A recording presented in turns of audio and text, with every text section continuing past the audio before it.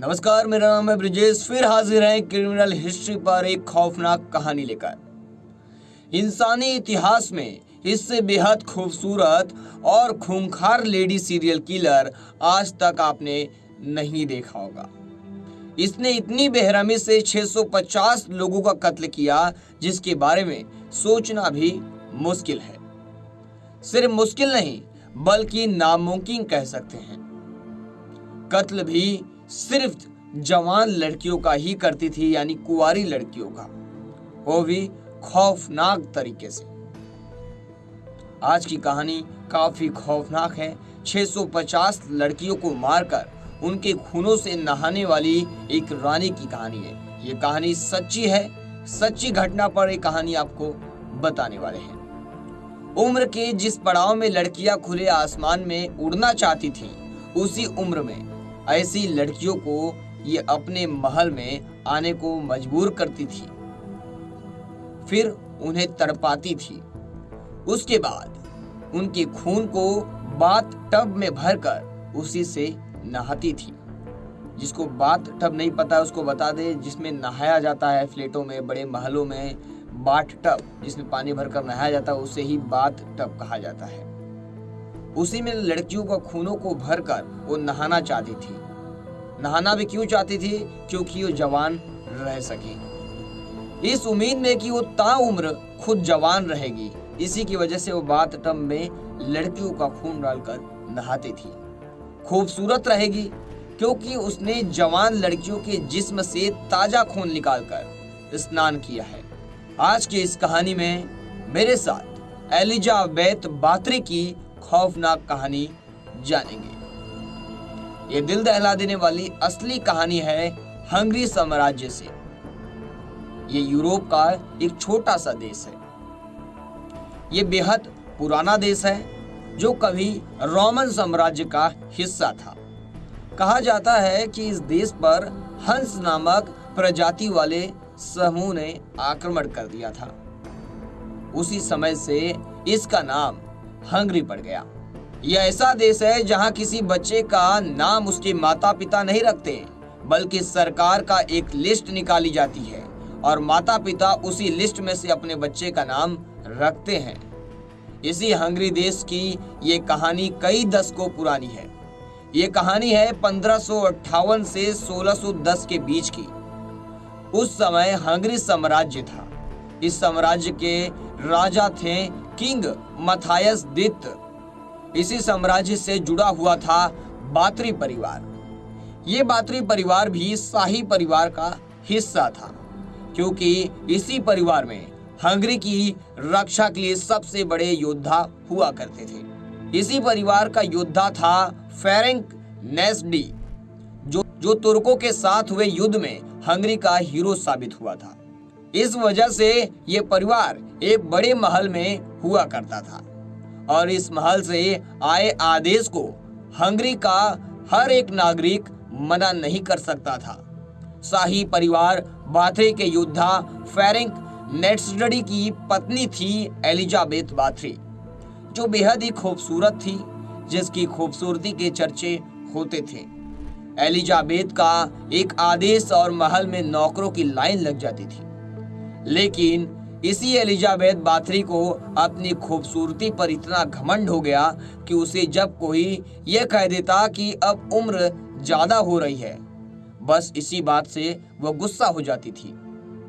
वो पिशाच और ना जाने ऐसी कितनी किताबों पर भरोसा करती थी जिसमें इंसानों को मारकर अपनी इच्छा पूरी करने की बातें होती थी। किसी के मुंह से कहते हुए सुन लेती थी कि राजकुमारी कभी कुंवारी लड़कियों के खून से नहाकर हमेशा जवान और खूबसूरत रहती। बस इन्हीं बातों से एलिजाबेथ बाथरी पर सनक सवार हो गई। अब वो सोचने लगी कि अगर वो कुंवारी लड़कियों के ताजा खून से नहाएगी तो हमेशा जवान रहेगी। बस इसी सनक को पूरा करने में वह खुद ही शैतान बन गई। अब अपने महल में वह 3 नौकरों की मदद से अपनी सनक को पूरा करने लगी। इसके लिए उसने शुरुआत में उन लड़कियों को निशाना बनाया जो गरीब परिवार से होती थी। गरीब परिवार की लगभग 16 साल के आसपास की उम्र की लड़कियां उन गरीब कुंवारी लड़कियों को महल में काम करने के लिए बुलाया जाता था। फिर कभी उन्हें बाहर जाने का मौका नहीं मिलता था। अब इस बात्री परिवार को हंगरी साम्राज्य से सीधा रिश्ता था, इसलिए किसी की हिम्मत नहीं थी कि उस पर सवाल उठाए। दूसरी बात यह भी थी कि गरीब लड़कियों को काम मिल जाता था, पर यह नहीं पता था कि उन लड़कियों को उस महल में कितनी खौफनाक यातना दी जाती थी। कहा जाता है कि एलिजाबेथ बात्री उस समय भी कुंवारी लड़कियों को अपना शिकार बनाती थी जब उसका पति जिंदा था। लेकिन साल 1604 में पति फेरेंग की मौत के बाद वह पूरी तरह से शैतान बन गई। अब वह ऐसी यातना देने लगी थी जिसे जानकर लोगों की रूह कांप जाती थी। एलिजाबेथ बात्री ने स्लोवानिया के चर्चिस स्थित अपने महल को मौत का महल बना दिया था। महल का नाम चाचिस था। कहा जाता है कि पति की मौत से पहले तो वह कुंवारी लड़कियों को मारकर उनका खून निकालकर उसी से नहाती थी, लेकिन पति की मौत के बाद उसे लड़कियों को नाजुक अंगों से इस कदर नफरत हो गई कि मारने से पहले वह उन्हें तड़पाती थी, लड़कियों के नाजुक अंगों पर अत्याचार करती थी, लड़कियों को जंजीर से बांधकर उनके हाथ और पैरों को गर्म लोहे से जला देती थी। कभी खुद उनके चेहरे और ब्रेस्ट को दांतों से काटती थी। किसी लड़की के नाखून अच्छे दिखे तो उसे उखाड़ देती थी, उखाड़ कर रख लेती थी। कई बार बिना कपड़ों के बदन पर बर्फ वाला पानी डालती थी तो कभी नंगे बदन ही ठंड में छोड़ देती थी। कई बार तो वह उनकी बदन पर शहद लगा देती थी ताकि कीड़े उन्हें बुरी तरह से काट सके। अगर कोई लड़की खूबसूरत होती तो उसके स्तन यानी ब्रेस्ट और चेहरे को भी काटकर मांस के टुकड़े निकाल देती थी। दावा तो यह भी किया जाता है कि एलिजाबेथ बात्री कैंची से लड़कियों के नाजुक अंगों को काट देती थी। कई बार प्राइवेट पार्ट को भी कैंची से काट देती थी। इससे भी ज्यादा भयावह दरिंदगी से वह यातना देती थी जिसे हम शब्द में नहीं लिख सकते, शब्दों में नहीं बता सकते। असल में एलिजाबेथ बात्री पहले गरीब परिवार की लड़कियों को ही महल में बुलाती थी, लेकिन वो लड़कियां कभी फिर घर नहीं लौटती थी। इस तरह धीरे धीरे लड़कियों में कमी आने लगी। इसे देखकर एलिजाबेथ ने धनी परिवार की लड़कियों को भी महल में आने का हुक्म देने लगी। अब जब धनी परिवार की लड़कियां भी घर नहीं लौट पाती तो लोगों को शक होने लगा।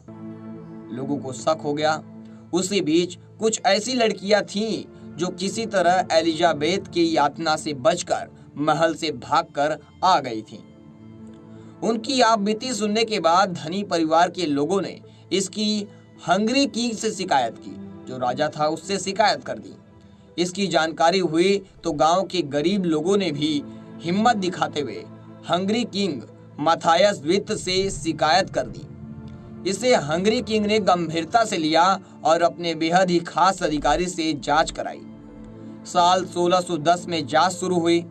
इसमें यातनाओं की पुष्टि हुई।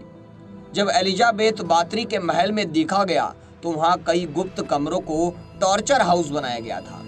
महल में लड़कियों की लाशें बेड़ियों से बंधी हुई थी। इनमें कई लड़कियां जिंदा थीं तो कई तड़प तड़प कर मर चुकी थी। मौके से ही राजशाही सेना ने एलिजाबेथ बात्री और उसके सहयोगी तीनों नौकरों को गिरफ्तार कर लिया। अब इस दिल दहला देने वाली वारदात के लिए तीनों नौकरों को फांसी पर लटका दिया गया। एलिजाबेथ के साथ ऐसा नहीं हुआ क्योंकि वह शाही परिवार से ताल्लुक रखती थी, इसीलिए उसको फांसी नहीं दी गई। लेकिन उसको भी पूरी उम्र के लिए एक कमरे में बंद कर दिया गया। उसे भी बंद रखने की पूरी उम्र एक कमरे में सजा सुनाई गई। उसी कमरे में 21 अगस्त 1614 को उसने आखिरी सांस ली। इस तरह 1610 में गिरफ्तारी के 4 साल बाद उसने दम तोड़ दिया और एलिजाबेथ बात्री का अंत हुआ, एक खौफनाक अंत हुआ। एलिजाबेथ बात्री के बारे में कहा जाता है कि इसने 1590 से 1610 यानी 20 सालों में 650 से ज्यादा कुंवारी लड़कियों की तड़पा कर हत्या की है। इन लड़कियों की हत्या के बाद उनके खून से बाथटब में निकालकर कई घंटों तक नहाती थी। हालांकि जो हंगरी किंग ने जांच करवाई गई थी उसमें पता चला और उसमें दावा किया गया कि सिर्फ 80 लड़कियों की ही मौत हुई थी। एलिजाबेथ बाथरी के ऊपर कई किताबें, कई फिल्में भी बन चुकी हैं और दुनिया की सबसे खूंखार सीरियल किलर लेडी थी एलिजाबेथ बाथरी। इस पर आपकी क्या राय है हमें कमेंट सेक्शन में जरूर बताएं। फिर मिलेंगे एक नई कहानी, एक नई वारदात के साथ। तब तक के लिए सभी को जय हिंद। फिर मिलेंगे एक नए एपिसोड में।